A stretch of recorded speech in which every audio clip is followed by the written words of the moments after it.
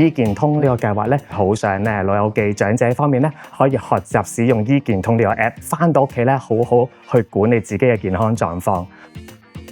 我以前一直咧都冇用過醫健通，雖然我個手機嗰度咧係有呢個 app。老友記遇到最大嘅問題咧，就係對呢啲應用程式咧唔係好了解啦，明白到長者其實佢哋都好願意學習嘅。我哋慢慢咁樣去教導佢、陪伴佢咧，佢就可以慢慢掌握新嘅事物。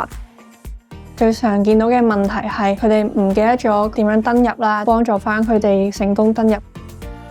經過嗰啲大專生同埋咧中學生咧，好有耐性教我點樣用，同埋開通咗佢用佢嚟揾我嘅 appointment 啦、醫療記錄啦，同埋醫療券仲有幾多錢可以運用啦。學校想參加呢個計劃嘅原因咧，就係因為我哋覺得醫健通係對長者係好有用嘅，所以我哋希望透過同學事先去學識呢個醫健通，之後再用一啲簡單嘅語言去教返啲長者使用呢個醫健通嘅。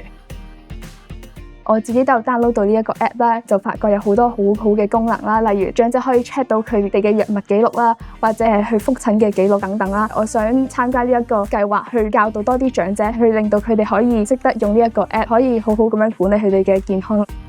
跨代共融呢個計劃咧，係我哋致力咁樣去推動嘅。我哋希望咧，年輕人咧可以學到一啲同長者嘅相處啦、溝通模式咧，都可以帶翻去屋企，令到佢自己都可以同自己啲跨代嘅老友記一齊去溝通咁嘅。